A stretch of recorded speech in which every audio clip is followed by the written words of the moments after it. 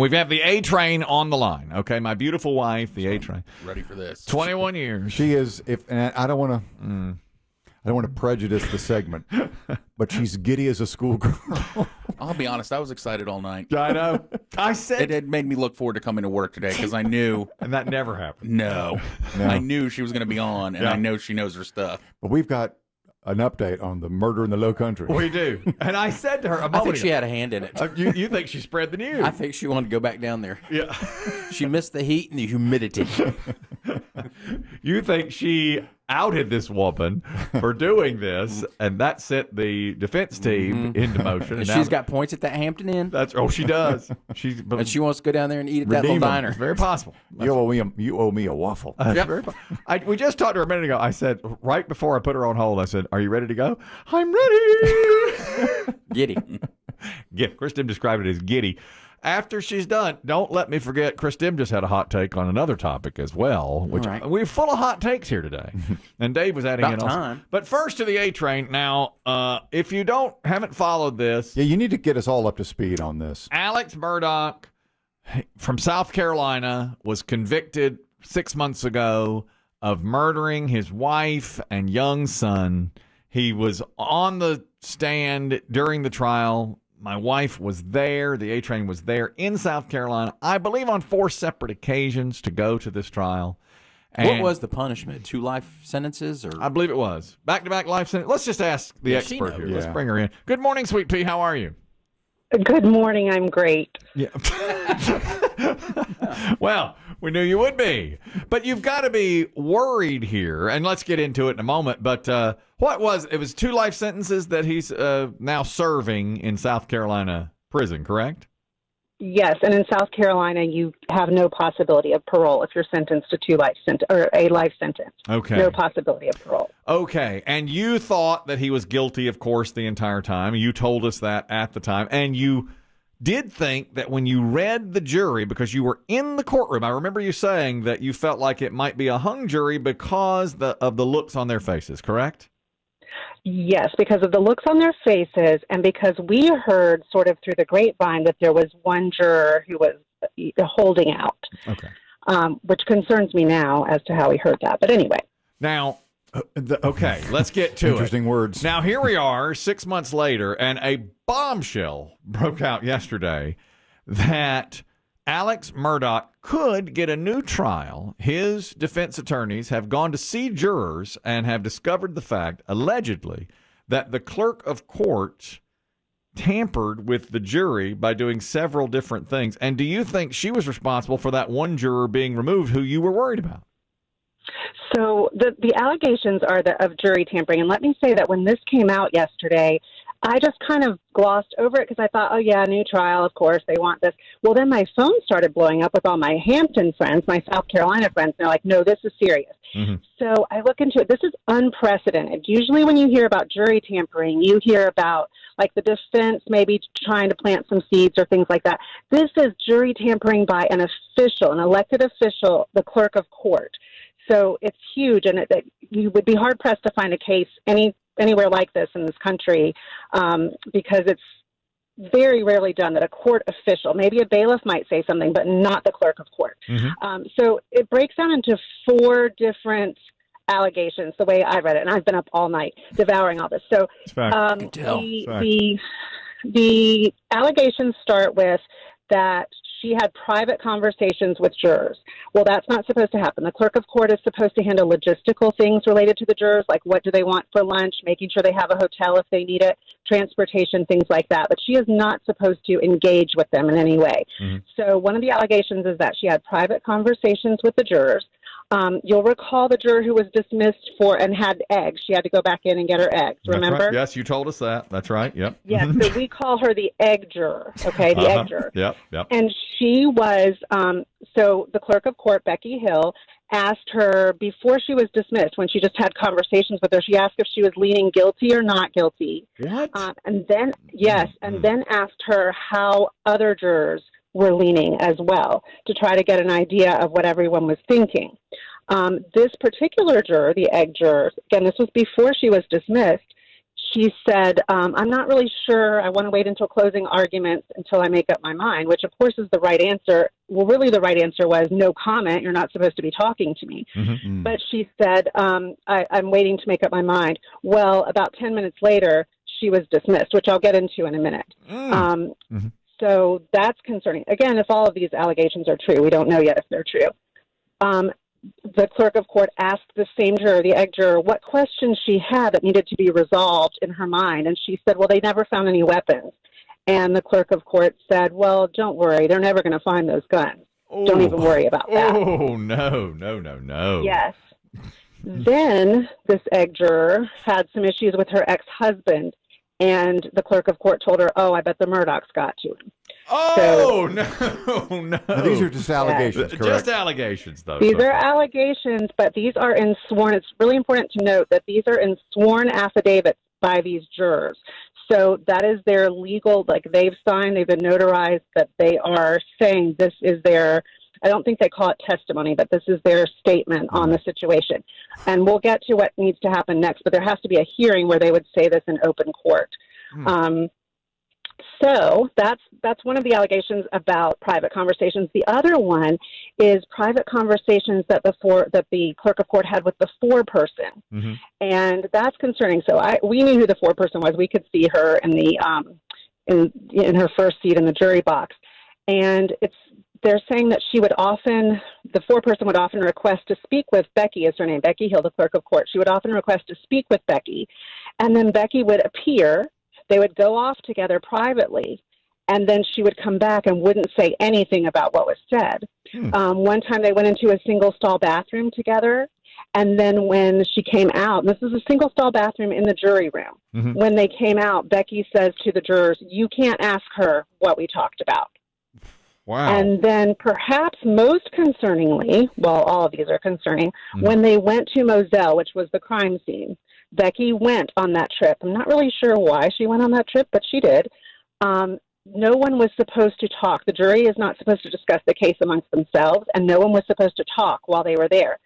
She and the foreperson went off together and walked together through the property. My goodness. If these are all true and they are being sworn to, it's really damaging, I would think. And it seems like he might get a new trial. Now, point of order, you know the clerk of court. This Becky. Miss Becky, and you became friendly down there, correct? I did, yes. So I don't know if you want me to tell about the two other things that she's accused of doing. Yeah, well, yes, do that. Yeah, and then I'll talk about my personal experience with her. But another thing that's really concerning is that she told the jurors how to interpret the evidence. That's one of the allegations. She literally said to them, don't be fooled by the evidence the defense is putting on. And right before Alex Murdaugh got up to testify, she told the jurors, watch him closely and don't be fooled by him. Watch his movements. Watch his actions. Wow. Don't be fooled by his words. Wow. This is it's terrible, of course, but now the jurors have done all these interviews on these morning shows and things like that where they say they weren't fooled by him when he got on the stand. So clearly that either affected them or she certainly planted the seed. And then the last thing, in my opinion, that she's accused of doing is that she rushed the verdict. I don't think this one is a huge deal. She told them when they went into deliberations, now this shouldn't take us long. And then she said, if you stay here past 11, you'll have to go to a hotel. We'll have you whisked off to a hotel. But none of them had packed their bags. They didn't know that they would have to go to a hotel. Oh, yeah. And then perhaps if you're a smoker, and Biggie, I know you are, and Dave too, you can't have... Objection. Point of order. Point of order. It's irrelevant. That's hearsay. Your Honor, relevance. Hearsay. Whatever I need to say. So half the jurors were smokers, and then we had seen plumes of smoke from the jury when we were there. I mean, you'd go outside and it'd just be clouds of smoke while they were just puffing away. But when they went into the deliberation room, she said, no smoke breaks till you reach a verdict. Cruel. No smoke breaks till you reach a verdict. Wow. They should have watched the smoke. Exactly right. Like the Pope. They'd known if he was guilty or not. Yes. Was it white or dark? No wonder it didn't take him any time. Smells like Marlboro. The verdict is in. Yeah. Man. So, Ashley, Ashley, my question is, all of these allegations that the Murdaugh team is saying that Ms. Becky committed. Was this Yes. could not have been inside of the judge, right? Was this all in the chambers? It was in the chambers and then other places around the courthouse, supposedly. Like she would see them and talk to them. And I will say, so my experience with Becky, you guys asked about that earlier, she was so nice. And she was, very helpful to Stephanie, my cousin, and me when we were down there. And she kind of acted like, if you watched her, she acted like the hostess of the courthouse. That's how I thought of her. She would go around, she would speak to everyone. She introduced us to the Attorney General of South Carolina and said, we're pleased to have him here with us today. She was very talkative. She talked to everybody. She made sure everybody had everything they need. She thanked us for coming. She was very like a Southern hostess of the courthouse. It was kind of like, this is her courthouse, and this is how she's going to treat everyone. But I will say I was concerned because one day we met an author who was down there, and she started striking up a friendship with this author, Becky and the author, and she put the author in front of Judge Newman. Like, that's where she seated her, is in front of all the attorneys, in front of all the defendant, everything. She just put her right in front of the attorney. And she talks about this in her book. And so speaking of the book, that's one of the allegations against her, is that she did all of this for profit, so that they would return a fast guilty verdict so that she could get a book that she was writing out there quickly.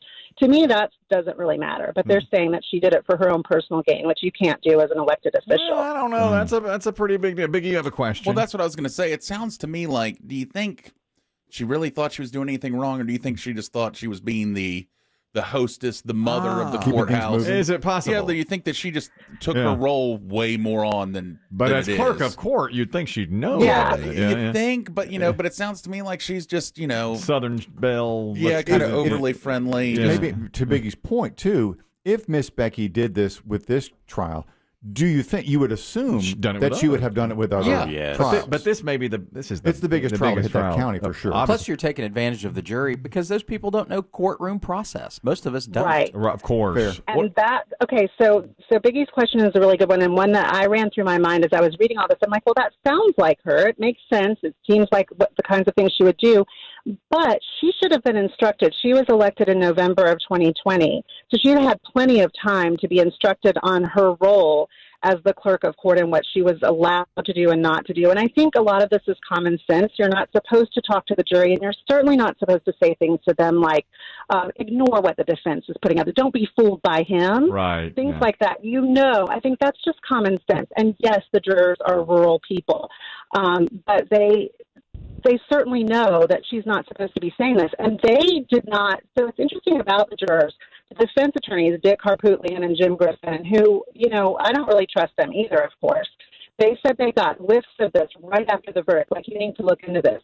So they got in Dick's Mercedes and drove down to Colleton County because they're in Columbia. They're city boys, they said. They're city boys. Hold on, you're breaking up a little on us. She must be driving the children to school. Sorry, I am in the car. Can you hear me now? Yeah, we got you. Okay. I know, but you say Dick Harpootlian got in their Mercedes and drove down Left the big city. Yep, every country road. Left the big city, drove down the dirt roads, and he said, we saw things we never thought we'd see. We're city boys. They drove down all these dirt roads, pounded the doors of the jurors, which would scare you to death. It sounds like something in a John Grisham novel. That's right. And they had lots of doors slammed in their face. I'm not so sure they weren't shot at, but that's just my imagination, perhaps. Playing tricks. Again, said, hearsay. These are rural smokers like Dave and Biggie. They're living this out. Simple folk. Okay? These are simple rural smokers. The rural jurors. That reminds me of my favorite romantic comedy, Sweet Home Alabama. Yeah. When that poor old process server is just trying to get yes. the documents needed to Yes. I know what you're talking about. to what's her name, Melody, Yeah. but he can't if he gets chased off every property. Because they're going to come after you with guns. They're coming out of their With the house. dogs. A backwoods Southern lawyer. Don't leave your life to him. That's right. That's exactly right. So what is the status of Miss Becky now? Has she been suspended, or is there an arrest at some point? So, to my knowledge, she has not been suspended. I'm still waiting on my signed copy of her book to arrive, and I really hope it does, to be honest with She's you. working on that. Yep. Yeah. But the status is that she could face serious criminal charges for this. Again, she's an elected official who they say abused her position and intentionally engaged in misconduct. So this is more than just, oh, she was nice to the jurors. This is really serious. You're right. So she could face criminal charges. Yeah. What has to happen next is an evidentiary hearing, and the Attorney General of South Carolina has 10 days to respond to this request. So the hearing should happen, I would hope, fairly shortly. And then that has to be where Miss Becky, and it's funny you guys call her that, like that's what everyone called her there. The attorney called her Miss Becky, everybody Miss called her Becky. Yeah, that's right. Yes, so Miss Becky has to testify. The jurors who've signed these affidavits should testify. But what I'm hearing from a lot of these legal experts is sometimes the things don't match up. Like they will be put in court and then they'll say, oh, no, I didn't say that. I didn't say that. Oh, I see. Okay. All right. Well, you're breaking up a little bit on us again, but let's ask you one more quick one here. You know her. You've spent time with her. She let you in a side door of the courthouse. Do you? Okay, you weren't supposed to say that, I guess. Oh, yeah. Into the judge's chambers. Into the judge's chambers.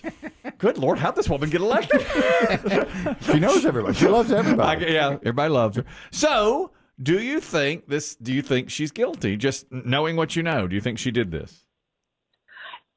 It sounds like her to me. I think the one thing that is hard for me to believe and accept, and I didn't even touch on this, is that she did have the egg juror. She lied to the judge. One of the allegations is that she lied to the judge about having that juror dismissed, or lied to the judge in order to get the juror dismissed, and that she created an idea that a Facebook post had been posted and that the post does not exist. And she said that it was by the juror's ex-husband, saying that she had been talking about the trial. And she told Judge Newman this had happened. He said, where's the post? I need to see it. And she said, oh, we can't find it. And now they're saying it never existed. Oh, So really? big- That's a big allegation there, isn't it? Well, Wow. if all this plays out the way it might, Ashley, how many days do you plan to spend in South Carolina for the retrial? I'm looking at Airbnbs. I really want to Long term. be down for the long haul. Yeah, oh, yeah. I Might as well. I get it. You need to Gotta be. sequester yourself. How could we ever get through it without her? Exactly. She's got to be there. Yes. We need boots on the ground. That's right. She was on with her cousin last night. We have to be there. Well, of course. How could they have a retrial? Oh, she's already booked. Yeah, she's booked the microtel. We're not staying at the Hampton Inn this time. We found cheaper rates at the microtel. All right. At least there's that. Now, okay. The meth heads are going to be pissed. Yeah, the microtel's that's not the one off the highway, is it? Right off the It highway. is right off the Right highway. off the highway. Yeah. Absolutely. I'm gonna get my seersucker cleaned. Well, Hey, Jimmy, I'll take my normal room. Actually, you can't. The not a trial retrial. ladies are back. Oh, no. Not a retrial. Yeah, I'm going to try him again. This is distressing news, though, because I know you were happy that the verdict came back guilty. You thought he did it, so now there could be a retrial, Sweet Pea. Yes, could be a retrial. I really hope there isn't. But listen, if everything they've said is true, then there's no other way they can go but to have a retrial, because it does speak to the evidence and the verdict. It's not just like, oh, being nice to the jurors, having a little bit of improper contact, which apparently that happens in all trials. Yeah. This is much more serious. So if they're proven, if these allegations, I've broken them down into 4 parts. If any of them are true, then supposedly they have to have a retrial. There's any question about it. You have to. But it's not an exoneration of the defendant. It No, just means a a whole new trial. Exactly. And she'll be there, boots on the ground, reporting for us. There's my beautiful wife, the A-Train. Have a wonderful... Solid work. Thank you again. Yes. Excellent job, as always, Sweet Pea. Thank you. There she goes.